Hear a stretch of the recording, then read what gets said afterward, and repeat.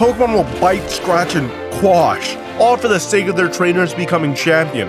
But is that really necessary? There's a popular Pokemon challenge called the Pacifist Run, where people avoid directly attacking and instead opt for status moves like Leech Seed or Toxic. That's not what this video is. I won't be using any moves.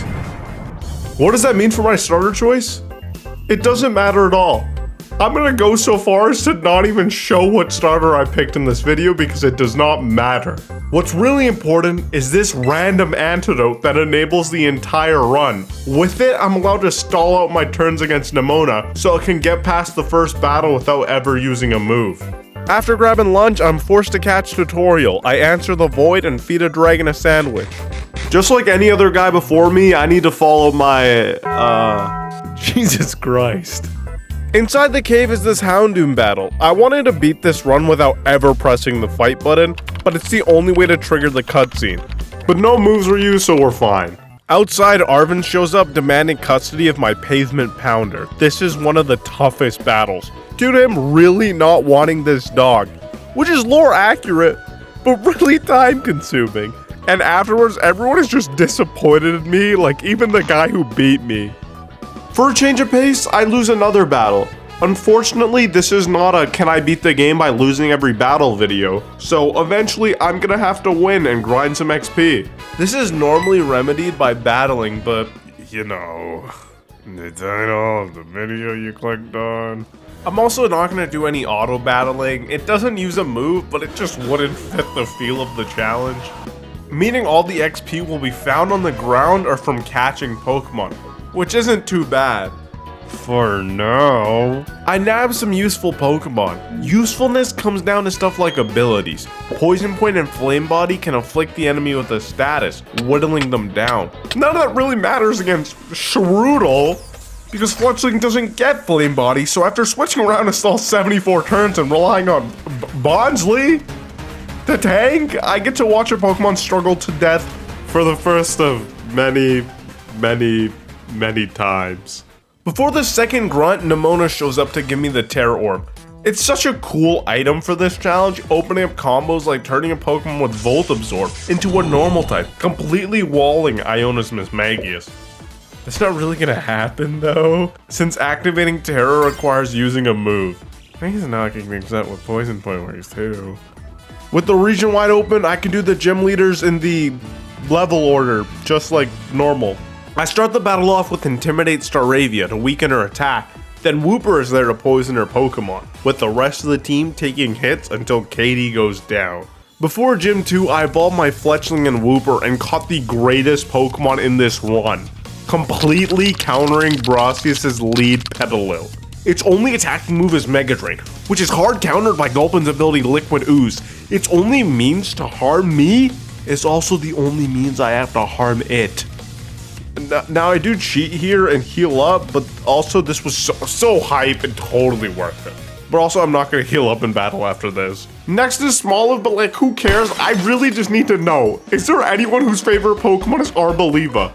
Someone has to be out there. Leaving Brasius' ace, I start with Staravia. This baits Rock Throw, so out comes Clodsire, who forces a Trailblaze. Until I feel comfortable letting Clodsire take a Trailblaze and getting the Poison Point off, winning me the battle. I put together the best team for Iono, even utilizing an in-game trade, but none of that matters against Nemona, even with the two best items in this challenge. Leftovers to recover HP and Rocky Helmet to diminish my opponents. Despite the brutal loss, I still need to challenge the third gym. This is not going to be a short stream. I lead off with Scar the Luxio and use it in Darude for Intimidate, before the poison sets in. Out next is her Bellybolt that can't even hit my water absorbed Quagsire. Well, at least for 45 turns, then I get to struggle. Her ace is a 0 weakness Mismagius, but against a guy who can't attack, that's not worth much. But this is where a seemingly bad matchup for this gym gets to shine. By swapping between Sandile and Staravia, I'm able to stall her out without ever taking a hit. That must have been a just chatting stream because she did not get to play the game. With Gym 4 coming up, it was time for another new team. I caught a fire type for the water gym, evolved my Magikarp, and flew to Japan to grab a Candle. I love Candle Japan. To buff up my candle, I got the Eviolite, which requires beating multiple trainers. That sentence summarized 5 hours of playtime. One puzzle later and I earn a battle with Kofu. His team is basically all physical attackers and Intimidate exists. To beat him while he's down, I brought Heatrock Torkoal. Kofu is trounced through a combination of Poison and Rocky Helmet. Now, I made that battle sound really easy, and believe me it was, but don't get it twisted.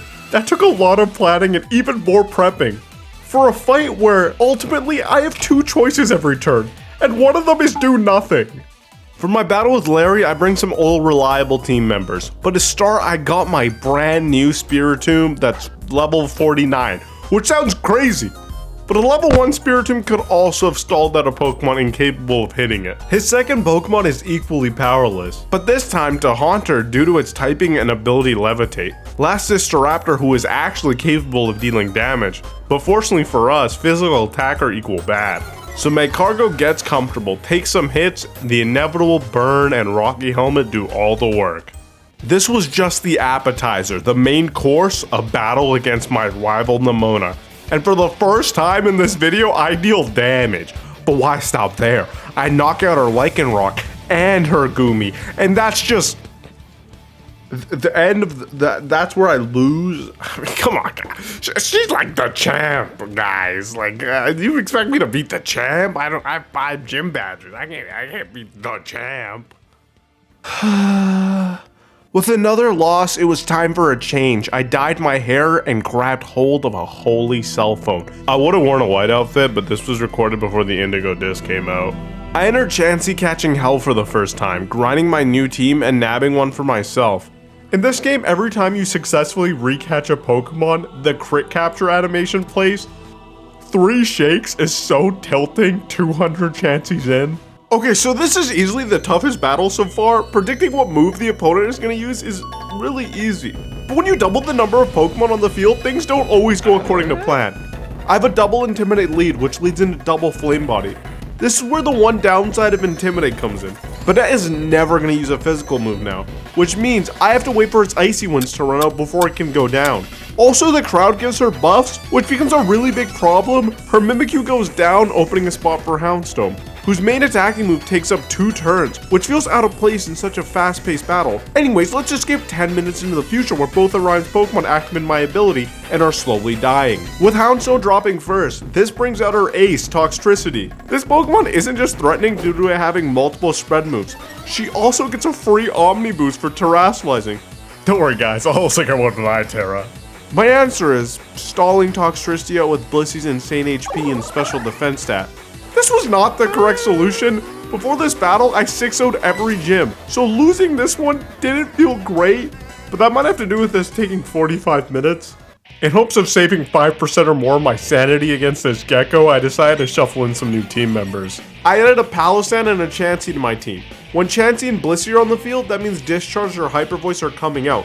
So I bring out a Pokemon immune to both. Now with Palossand out, the AI is hard focused on using super effective Hex, which is not doing anything when Chansey comes back in. Now there's one problem that might stick out to you. If Blissey goes down like it just did, I'm finished. The difference is, Blissey gets 2 helpings of leftovers between hits, due to her targeting solely Palossand. After 10 hexes, there's nothing Ryan can do to stop Palossand. Next up is the Nemona battle. I really thought we were on the right track, but SMH my head bro. We lose these 9 times out of 9. I know what'll brighten my day. Yoga. Fuck it, man. Gym puzzle tier list. For the penultimate gym battle, I brought Darude as it's a dark type intimidator. Paired with a Rocky Helmet, it destroys for Farigiraf. Next, I send out my Salazzle. It baits out Psychic every time, and due to Spiritomb, every time means 5. Salazzle should hopefully take Dazzling Gleam, not horribly, due to its 4 times resistance. But Blissey with Assault Vest is the real tank.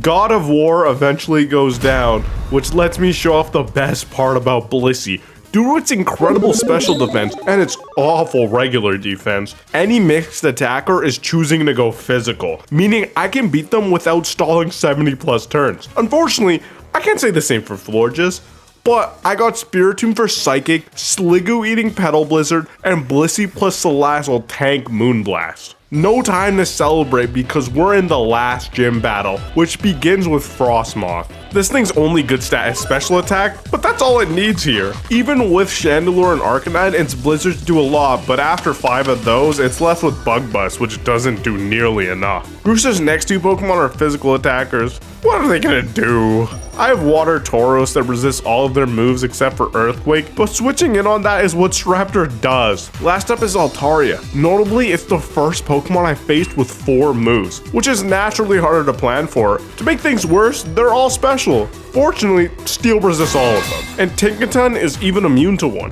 When the damage started to pile on, I could switch into Arcanine on a resisted attack, and then bring in Tinkaton on a Dragon Pulse for a free leftovers recovery. With Grusha defeated, all that was left was to challenge the Pokemon League. Prepping for the league in this video made grinding to beat Red as a kid look like an action-packed afternoon. I grinded all my Pokemon to be on par with Gita's, which meant I caught so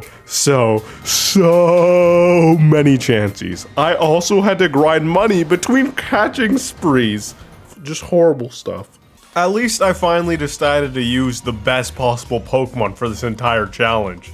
And by best, I mean best by far. Here's a perfect showcase against Rika. First, I need to stall out her special Whiscash, which isn't too bad when you bring 4 ground immunities and a water absorbed Clodsire. After Whiscash is brought down to struggle, Glimmora can come out, take 2 struggles, and set up Toxic Spikes, putting the rest of her team on a 6-turn timer. So with some smart switching, I make it to her Clodsire, who isn't affected by the spikes, but Gyarados walls it pretty well, especially when Camera put me to sleep earlier, preventing her from getting the poison off. After some attack drops, it's one move capable of hurting Corviknight, doesn't do a lot. Glimmora made the battle really simple, but the next 2 members are immune to Toxic Spikes. So is this team capable of getting past them and beating the champion?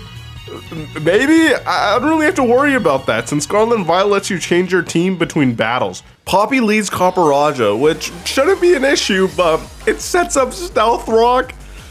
I did not prep for this. I brought a lot of fire types for the Steel member. Time I showed you guys the secret 3rd option I have every turn. With a team that didn't die to rocks, I jump back in. I start with Intimidate before bringing out Earthworm. I haven't spoken about him, but he's been great. Earth Eater is a really strong ability, and it shuts down Copperajah completely. Next is Bronzong. After some Intimidates, my Bronzong is healing up against hers. And before it goes down, it heals up my Earthworm. Now is Magnezone. It's easily the biggest threat out of all of her Pokemon. So with that in mind, I brought Palossand just for it. It's immune to 2 of her 3 moves, with Bronzong and Corviknight taking the Flash Cannons. Her Tinkaton, what is it going to do with 75 attack against a Corviknight? Provide catharsis? Larry's new team is focused on special attack, so the match consists of Corviknight having to stall out all of Tropius' attacks before facing a much more threatening Altaria. This looks like a job for thick fat Snorlax, but Blissey is also a good option here. Oricorio is a lot of switching. Clodsire comes in on Revelation Dance, while Corviknight eats Air Slash. Last is his Flamigo, which does so much damage with Brave Bird, but it does so much damage with Brave Bird. The last member hassle starts with Noivern, which is a really scary move. Super Fang always does 50%, so I get around it by switching into Dusclops and then into Blissey or Tinkaton. When it starts struggling, I set up my spikes. Correctly, he sends out Dragalge next. It's not too big of a problem though, since Tinkaton is immune to both its stabs and pressured Dusclops can quickly stall the rest, letting me set up spikes for real this time, quickly taking out the rest of his team. Bringing me to the final battle. Was there any truth to my claim, or was it just an ideal?